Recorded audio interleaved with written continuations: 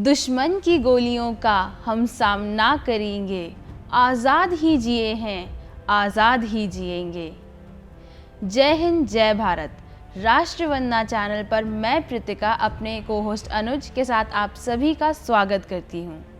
दोस्तों, आज हम बात करेंगे हिंदुस्तान सोशलिस्ट रिपब्लिकन आर्मी के चीफ कमांडर, वे वीर क्रांतिकारी चंद्रशेखर आज़ाद की, जिनका आज जन्मदिन है। ये कहानी 5 भागों में बटी है और आज इसका पहला भाग है, जिसमें हम उनकी कुछ बचपन की कहानियाँ सुनेंगे। ये कहानी सुनाने के लिए हमारे साथ है भारत की आज़ादी के इतिहास के विशेषज्ञ और श्रेष्ठ कवि श्री प्रदीप देशवाल जी। नमस्ते सर। नमस्ते प्रीतिका, अनुज, आप सभी को मेरा नमस्कार। सभी देखने वालों को नमस्कार। जय हिंद, जय भारत। सर, हम आपसे आज चंद्रशेखर आज़ाद की बचपन की कहानियाँ सुनना चाहेंगे। कैसे रहा होगा इस वीर का बचपन? चंद्रशेखर आज़ाद का बचपन भी बड़ा रोमांचपूर्ण है। मूलतः इनका परिवार उत्तर प्रदेश में उन्नाव जिला के बदरका गांव का रहने वाला था। इनके पिता सीताराम तिवारी 1899 में उस समय की अलीराजपुर रियासत के भावरा गांव में शिफ्ट हो गए थे। भावरा गांव आज तो अलीराजपुर एक जिला है मध्य प्रदेश का, उस टाइम एक ये प्रिंसली स्टेट हुआ करती थी। और मजेदार कहानी है इनके पिता की भी। उनकी 3 शादियां हुई थी। पहली शादी जिनसे हुई, उनको लेने वो अपनी ससुराल गए और वहां ससुराल वालों ने इनकी पत्नी को इनके साथ भेजने से इनकार कर दिया। कोई विवशता बताई, उसमें वो नहीं भेज पा रहे थे। इनको बहुत बुरा लगा। इन्होंने अपनी पत्नी से कहा कि देखिए, चलना है तो आज मेरे साथ चलना होगा, आज नहीं चलेंगी तो फिर मैं कभी नहीं आऊंगा। अब वो जमाना ऐसा था कि लोक लाज की बात थी। समाज में लोग क्या कहेंगे कि माता पिता भेज नहीं रहे थे और वो चली गई, तो पत्नी ने मना कर दिया। अब गुस्से में सीताराम जी लौट के आ गए और उसके बाद फिर कभी नहीं गए, पत्नी को छोड़ दिया। दूसरी शादी हुई तो पत्नी की जल्दी डेथ हो गई थी। उस जमाने में बीमारियां तब भी थी, आज भी हैं, तब भी थी। आज इलाज हैं, तब इलाज नहीं होते थे। फिर तीसरी शादी हुई चंद्रमन खेरा गांव की जगरानी देवी से, जिनकी कोख से चंद्रशेखर आजाद का जन्म हुआ था। कुल 5 बच्चों का जन्म हुआ। बड़े थे सुखदेव। अब सुखदेव, ये देखिए, शायद उस जमाने में बड़ा पॉपुलर नेम रहा होगा। आगे चल के इनके क्रांतिकारी साथी होते हैं 2 सुखदेव। एक वीर शहीद सुखदेव, एक सुखदेव राज और भी थे, और आजाद के अपने बड़े भाई का नाम भी सुखदेव था। तो सुखदेव का जन्म भी बदरका में हुआ था। तब तक परिवार वहीं था। फिर जब माता पिता वहां शिफ्ट कर गए भावरा में, तो बाकी बच्चे वहीं पैदा हुए। और आजाद सबसे छोटे थे, 5 में सबसे छोटे थे। सर, उनका भावरा में चला जाना, हाँ, ये कैसे है, इस पे थोड़ा बहुत। हाँ अनुज, वो शिफ्ट हो गए। जी जी, क्या है ना, उस जमाने में अकाल बहुत पड़ा करते थे। आज इकॉनमी हमारी ज़्यादातर एग्रीकल्चर बेस्ड थी। आय के साधन मोटे तौर पर एग्रीकल्चर ही था। आज की तरह इरिगेशन सिस्टम भी नहीं था डेवलप्ड। तो अगर बारिशें ठीक हो गई तो फसल ठीक हो जाएगी, फसल ठीक हो गई तो आप जिंदा रहेंगे, और वो नहीं रही तो फिर बहुत बुरे हालात हुआ करते थे। तो जिस साल भी बारिश कम हुई, अकाल पड़ेगा। तो ऐसा ही एक अकाल पड़ा, और उस अकाल में वहाँ रहना मुनासिब ना रहा, गुजारा नहीं हो पा रहा था। तो कोई इनके जानने वाले थे, वो वहाँ अलीराजपुर में नौकरी करते थे। उन्होंने सलाह दी कि देखिए, वहाँ चलो मेरे साथ और वहाँ नौकरी की व्यवस्था हो जाएगी। तो ये पहले अलीराजपुर ही गए थे, सीताराम तिवारी। वहां नौकरी मिली भी, पर वो नौकरी इनको रास नहीं आई और उसको छोड़ छाड़ के फिर ये आ गए भावरा गांव में। वहां इन्होंने फिर गाय भैंस पालना शुरू किया और फिर दूध का काम करने लगे। वो काम भी अच्छा चला, शुरू में तो अच्छा चला, काफी पशु हो गए थे। फिर एक बार अकाल पड़ा और उस अकाल में ज्यादातर पशु मर गए, भारी नुकसान हुआ। तो फिर इनको वहीं एक सरकारी बाग होता था, उसमें इनको नौकरी मिल गई भावरा में, चौकीदार की। तो फिर ये वो नौकरी करने लगे। 5 रुपए महीना इनकी तनख्वाह हुआ करती थी। धीरे धीरे वो बढ़ते बढ़ते 8 रुपए तक हो गई थी। तो इस तरह इनका जीवन वहां पे भावरा में चलने लगा। छोटी सी झोंपड़ी, उसके फोटो भी आपने देखे होंगे, बिल्कुल कच्ची झोंपड़ी थी, घास फूस की बनी हुई। उसमें सीताराम तिवारी, जगरानी देवी और उनके बच्चे रहते थे। वहीं आज के दिन यानी कि 23 जुलाई 1906 को उनके 5वें पुत्र चंद्रशेखर का जन्म हुआ। तो एक और उन्हीं दिनों की बात है, एक इनके जानने वाले थे मनोहर लाल त्रिवेदी। वो भी उन्नाव जिला के ही रहने वाले थे और पहले से जानते थे सीताराम जी को, पहले से इनका परिचय था अच्छा सा। उनकी भी नौकरी लगी तहसील में अलीराजपुर, वो वहीं आ गए थे। तो चूंकि पुराना परिचय था, इनके घर आने जाने लगे और काफ़ी वहाँ पे रहे वो। और वो फिर संबंध बहुत प्रगाढ़ हो गए, बल्कि इनको बचपन में पढ़ाते थे वो। चंद्रशेखर को भी पढ़ाते थे और सुखदेव को भी पढ़ाते थे। बाकी जो 3 थे उनकी बचपन में मृत्यु हो गई थी। बाद में सुखदेव भी नौकरी लगे थे, पोस्टमैन की उनको नौकरी मिली थी, पर उसके बाद उनकी भी डेथ हो गई थी।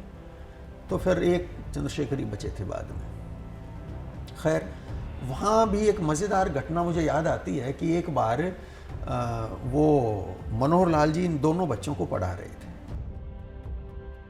और इनका वो टेस्ट लेने के लिए उन्होंने कोई एक शब्द गलत लिख दिया। तो सुखदेव ने पहचान लिया कि गलत लिखा है, ठीक कर लिया। चंद्रशेखर ने वहां एक छड़ी रखी थी जो मनोहर लाल जी इनको पढ़ाते हुए यूज करते थे। बच्चे गलती करते थे तो छड़ी से पिटाई होती थी। आज तो टीचर की हिम्मत नहीं होती कि बच्चे को डांट भी दे। वो जमाना था, तब ये आम बात थी, जम के पिटाई हुआ करती थी। हमारे टाइम पे भी खूब होती थी, थोड़ी बहुत पता नहीं आप लोगों की हुई कि नहीं हुई, पर हमारे ज़माने तक भी, हमारे टाइम तक भी खूब जम के पिटाई होती थी। स्कूल में टीचर पीटते थे और घर पे आने के बाद फिर माँ बाप पीटते थे। खैर, तो जिस छड़ी से मनोहर लाल जी इनकी पिटाई किया करते थे, चंद्रशेखर ने वो छड़ी उठाई और 2 बार कस के मारी उनको। पिताजी भी देख रहे थे, सीताराम जी, गुस्सा आया, वो मारने को दौड़े बच्चे को। तो मनोहर लाल जी ने रोक लिया कि नहीं, मारिए मत। पूछा सीताराम ने कि क्यों मारा तुमने अपने गुरु को? तो उन्होंने कहा कि हमारे गलती करने पर ये हमें मारते हैं, जब गलत शब्द इन्होंने बोला है, इनको मार क्यों ना पड़े। तो ये एक घटना उनके बचपन की ऐसी है कि जो इस चीज को इशारा करती है कि भाई कहीं ना कहीं गलत के विरोध में या अन्याय के विरोध में वो समझौता नहीं करते थे। बचपन से उनका स्वभाव ऐसा था। अच्छा, पढ़ने लिखने में कोई ज़्यादा रुचि उनकी थी नहीं। हालांकि पिता चाहते थे ये पढ़ लिख जाए तो कुछ काम धंधा करने लगेगा। समय धीरे धीरे आगे बढ़ रहा था और मनोहर लाल जी का ट्रांसफ़र हुआ। खट्टाली कोई पास में गांव था, वहाँ पे उनका ट्रांसफ़र हो गया। तो वो इसको साथ ले गए चंद्रशेखर को कि भाई वहीं अपने साथ रख के इसको पढ़ा लूँगा। रहे कुछ टाइम वहाँ पे, फिर दोबारा उनका ट्रांसफ़र अलीराजपुर में हो गया मनोहर लाल जी का। तो साथ में फिर ये वहाँ आ गए। वहाँ इनकी उन्होंने नौकरी लगवा दी तहसील में ही। तो बचपन में ही आज की तरह वो लेबर लाज नहीं होते थे कि भैया आज 18 साल से कम पे आपने नौकरी नहीं देनी या इतने से कम उम्र में नौकरी देने पे आज तो सजा भी होती है। तो इनको तहसील में, अलीराजपुर तहसील में मनोहर लाल जी ने सरकारी नौकरी लगवा दिया। नौकरी करने लगे। इरादा ये था कि बच्चा नौकरी लग जाएगा तो एक तो आवारागर्दी छूट जाएगी, दूसरा कुछ 2 पैसे की आमदनी हो जाएगी, परिवार बेहद गरीब था। ये जब स्कूल में पढ़ते थे तो घर से स्कूल के लिए निकल गए, दोस्तों के साथ जंगल में, जो इलाका था वहाँ का भावरा का, आप देखेंगे ये ट्राइबल बेल्ट थी, जंगल थे चारों तरफ, तो दोस्तों के साथ जंगलों में चले जाते, वहाँ तीरंदाजी का अभ्यास करते, तीर चलाना सीखते, वहाँ थानेदार डाकू जैसे खेल खेलते। हालांकि देश आज़ादी, क्रांति, इन बातों का कोई सरोकार तब तक नहीं था। वो पूरी तरह एक तरह का एक आइलैंड था वो जगह अपने आप में, जैसे बाकी देश से कटा हुआ हो, तो कोई संपर्क ऐसा था नहीं। खैर, इनकी नौकरी लग गई। मन नौकरी में भी नहीं था, नहीं करना चाहते थे वो नौकरी, पर मजबूर थे। वो मनोहर लाल जी की नजरें हमेशा इनके ऊपर टिकी रहती थी। एक बार वो छुट्टी लेके गए, मनोहर लाल अपने गांव गए, लंबी छुट्टी लेके गए। अब इनको मौका मिल गया कि यहां से तो भागना चाहिए। और एक और उन दिनों हुई घटना ऐसी कि एक बनारस के व्यापारी थे, मोती बेचा करते थे। वो मोती बेचने वहां अलीराजपुर आए हुए थे। इनकी उनसे मुलाकात हुई। ये तो बच्चे ही थे, 14 साल की उम्र थी। इनकी मुलाकात हुई तो वो बताने लगे, वो शहरों के बारे में बताते, वो व्यापारी, कि भाई मैंने बॉम्बे देखा है, वो ऐसा शहर है, वहाँ पे ऐसी मोटरें चलती हैं, वहाँ ऐसे ऊंचे ऊंचे घर होते हैं, बहुत सारी बातें, वहाँ समुद्र है, वहाँ समुद्री जहाज चलते हैं। तो वो बातें, कहानियाँ मुंबई की सुनते थे, तो इनके मन में ये बेचैनी होती थी कि वो दुनिया कैसी है, वो देखनी चाहिए। यानी मुंबई की माया नगरी का उन्हें एहसास हो गया था उस दौरान। हाँ जी, उस दौरान उनको ये कसक मन में पैदा हो रखी थी कि वहाँ जाना चाहिए।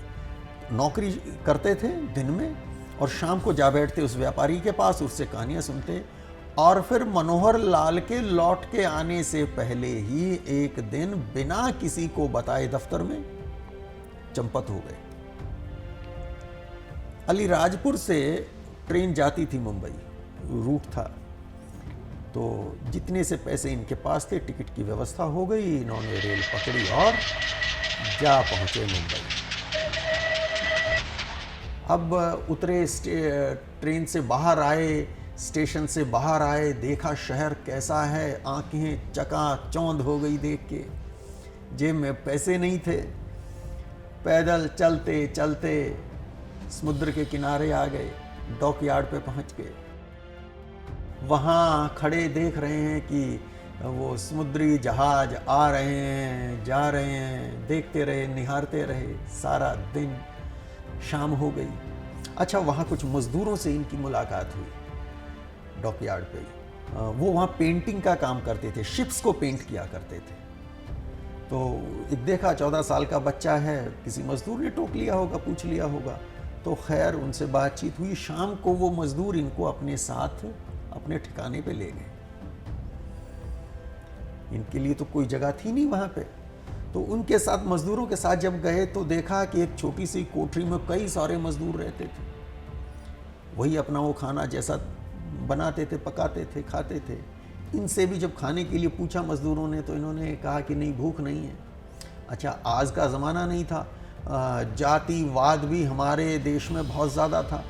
ये ब्राह्मण थे तो हर किसी के साथ खाना भी नहीं खा सकते थे। भूख लगी थी पर मना कर दिया कि नहीं, मैंने तो खा रखा, मुझे तो भूख ही नहीं है। खैर, सोने का टाइम आया, एक चटाई इनको दे दी, कमरे में थोड़ी सी जगह के कोना इनको भी मिल गया, लेट गए। चूंकि दिन भर के थके हुए थे, नींद आ गई, सो गए। अगली सुबह वो मजदूर इनको अपने साथ ले गए जहां वो काम पर जाते थे, डॉकयार्ड पे, और इनसे भी मजदूरी कराने लगे। इन्होंने मजदूरी शुरू कर दिया वहां पे करना। सर, ये अच्छी भली सरकारी नौकरी लग गई थी, छोड़ क्यों दी उन्होंने? हाँ, देखिए स्वभाव से वो बड़े चंचल थे शुरू से ही। और वो एक जगह बताते हैं, विश्वनाथ वैशंपायन इनके साथी क्रांतिकारी थे। वैशंपायन ने लिखी है एक जगह कि मुझे एक बार भैया ने बताया, यानी कि आज़ाद ने बताया कि बच्चन, वैशंपायन को बच्चन कहते थे, कि बच्चन ये नौकरी मुझे कतई अच्छी नहीं लगती थी। काम तो जो था सो था, इसके अलावा जो भी अफसर आता उसको झुककर मुजरा करना पड़ता था, यानी कि सलाम करना पड़ता था, और ये बात मुझे कतई पसंद नहीं थी। एक दो बार तो मन मार के मैंने ये कर लिया, पर उसके बाद फिर जैसे ही कोई ऐसे अफसर आता तो मैं वहाँ से खिसक जाता था, भाग जाता था। दोस्त कहा करते थे कि देखो शेखर, ऐसे काम नहीं चलेगा, इस नौकरी से हाथ धो बैठोगे। तो मैं उनको कहता कि ऐसी नौकरी कल जाती है, आज जाए, करनी किसको है। तो जो छोड़ने की वजह रही होगी, एक तो ये कि आज़ादी खत्म हो गई। जंगल में जाते थे, वहाँ तीरंदाजी करते थे, दोस्तों के साथ खेलते थे तो बच्चे ही ना, और अब यहाँ बंद गए, दिन भर अफसरों की डांट सहो, सलाम करते रहो, तो वो माहौल इनको नहीं बर्दाश्त हुआ। अब ये भी जहाज़ों की पेंटिंग में मदद करने लग गए। दिन भर वहाँ काम करते और शाम को उनके साथ आ जाते उनके ठिकाने पे। खाना उनके साथ खाते नहीं थे, तो खैर, और इनको बनाना भी नहीं आता था। कोशिश की कि अपना कुछ पैसे की व्यवस्था हो जाए। कुछ दिन वो की दिहाड़ी जब मिली तो अपना अलग बनाना शुरू करूँ, पर बनाना नहीं आता था, तो वो भी बात बनी नहीं इनकी। फिर इन्होंने एक ढाबे पे खाना शुरू कर दिया, तो पर रहते उन्हीं के साथ थे। अब वो कोठरी का उसका जीवन इतना नारकीय था कि उसकी कल्पना नहीं की जा सकती। एक कोठरी है, उसमें इतने सारे मजदूर पड़े हैं। कुछ देर पहले वहाँ खाना पक रहा था, और कोई खिड़की भी नहीं है। सबके सांसों से जो वहाँ पे माहौल बन रहा है, वो एयर इतनी पोल्यूटेड हो चुकी है। फिर बीड़ी फूंक रहे हैं जम के, वो धुआं भी उसी कोठरी में है, और कोई खखार रहा है वहीं पे एक कोने में, थूक दे रहा है उसी कमरे में। अब ये बहुत, वहाँ रहने लायक वो जगह नहीं थी इनके लिए। उनकी आदत हो रखी थी, लेकिन चंद्रशेखर के लिए वो आसान नहीं था। पर करें क्या, चारा कोई नहीं था, दूसरी जगह कहाँ जाते। तो खैर, फिर इन्होंने एक रास्ता ये निकाला कि सिर्फ इतनी देर यहाँ रहूं जितनी देर सोना है। तो शाम को ये खाना खाने ढाबे पे जाते ही थे। उसके बाद वहाँ किसी न किसी सिनेमा हॉल चले जाते, नाइट शो देखते, और रात को 12 बजे के बाद आके फिर उस कोठरी में लेट जाते, सो जाते। यानी जीवन यापन इन्होंने करना सीख लिया था मुंबई में। हाँ, सीख लिया था या मजबूरी में वो जी रहे थे बस, और दुखी थे उसमें। 6 दिन का जीवन तो ऐसे ही रहता था। 7वां दिन संडे का, छुट्टी का दिन होता था। उस दिन सुबह देर से उठते थे, उठे और अच्छा, नहाते भी हफ्ते में 1 दिन थे, संडे के संडे। तो कैसा जीवन है सोचिए आप। फिर ये संडे के दिन जाते, सुबह उठने के बाद ये जाते चोर बाजार। वो एक बाजार लगता था पटरी पे, वहाँ चोरी का सामान बिकता था। दिल्ली में भी लगता था वो बाजार। तो वहाँ से ये फिर पुराने कपड़े खरीदते थे हर संडे को। अरे सर, इतने पैसे कहाँ से आते थे, हर संडे कपड़े खरीदते थे। वो पहले तो चोरी के कपड़े होते थे, और घिसे पिटे कपड़े होते थे, पुराने फटे पुराने कपड़े। चोरी के अच्छे भी मिलते होंगे, पर वो हैसियत नहीं थी खरीदने की। तो जो कतई घिसे पिटे कपड़े होते थे, ऐसी एक हाफ पैंट और एक शर्ट खरीद इसलिए लेते थे कि धोबी के धुले हुए मिलते थे। वो भले ही कैसे थे, घिसे पिटे जैसे भी थे, तो वो लिए। फिर जाते किसी म्यूनिसिपैलिटी के नल पे, और वहीं नल के नीचे बैठ के नहा के ये कपड़े पहन लेते, और वो पुराने कपड़े जो थे उनको कहीं फेंक देते। फिर जाते किसी ढाबे में, वहाँ लंच करते, और उसके बाद जाके संडे का रूटीन था। उसके बाद या तो किसी पार्क में किसी पेड़ के नीचे बैठ के आराम करते, नहीं चौपाटी जाके बैठ जाते। इस तरह उनका संडे कटता था। इस दौरान उनकी एज कितनी रही होगी? 14 साल। अच्छा। 14 साल के थे। और एक बात जो ख़ास बात है, महत्वपूर्ण बात है उस टाइम की, वो मजदूर जिनके साथ ये हर रात को रहते थे, वो सारे बीड़ी पीते थे, तंबाकू खाते थे और ताड़ी पीते थे। वो ताड़ी वहाँ की मतलब वो शराब थी, वो ताड़ी पीते थे सारे। इनको भी उन्होंने बीड़ी पीने के लिए उकसाया, तंबाकू के लिए भी उकसाया, ताड़ी पीने के लिए भी उकसाया। लेकिन ये खूबी है चंद्रशेखर की कि सिर्फ 14 साल की उम्र है, बच्चा ही तो है ना, और कोई दूसरा अच्छी बात बताने वाला, समझाने वाला नहीं है, कोई परिवार का नहीं है। जितने जानने वाले हैं थोड़ा बहुत या दोस्त हैं, अगर उनको दोस्त कहें तो, वो सारे के सारे उन चीज़ों का सेवन करते हैं और इनको कह रहे हैं। लेकिन इन्होंने बीड़ी, सिगरेट, पान, तंबाकू या वो ताड़ी, इन्होंने किसी को हाथ नहीं लगाया। इतना संयम स्वयं पे रखा उस बालक ने। टाइम धीरे धीरे यूं ही कटने लगा। एक संडे के दिन ही ऐसे वो अपना वो नहा के किसी नल पे और वो कपड़े चेंज करके और ढाबे पे गए खाना खाने। खाना खाते खाते मन में ख्याल आया कि इस जीवन का औचित्य क्या है, मकसद क्या है। अगर यही मजदूरी करनी है, पेट ऐसे ही पालना है, तो अलीराजपुर कौन बुरा था? वो नौकरी तो वहां भी मिली हुई थी, और ऐसा जैसी जगह यहां पड़ा हूं ऐसा नर्क भी नहीं था।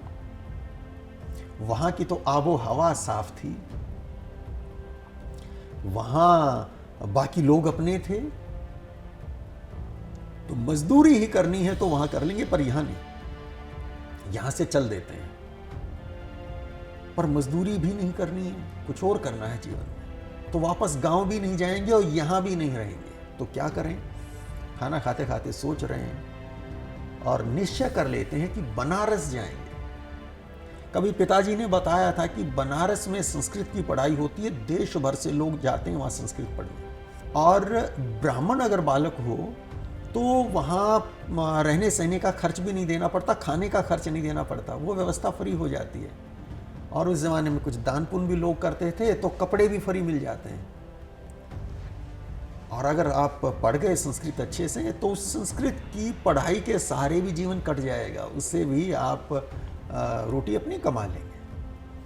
तो ये संस्कृत पढ़ने का मन बनाते हैं और वहाँ ढाबे से खाना खा के निकल लेते हैं, सीधे रेलवे स्टेशन जाते हैं। अब कोई सामान तो इनके पास था नहीं, क्योंकि वापस उस कोठरी में जाना है, वहाँ से सामान उठा के लेके आना है, कपड़े भी वही एक जोड़ी जो पहन रखे हैं। हफ्ते भर की जो कमाई थी, दिहाड़ी थी, वो इनकी जेब में थी। स्टेशन पे गए, बनारस की गाड़ी पकड़ी, टिकट भी नहीं लिया, विदाउट टिकट ही चढ़ गए उसमें, और ये बनारस जाते। लेकिन मुंबई से एक खास चीज ये लेके गए थे, वो जीवन भर जो भी इनका क्रांतिकारी जीवन रहा उसमें बहुत काम आई वो थी मजदूरों के जीवन का अनुभव।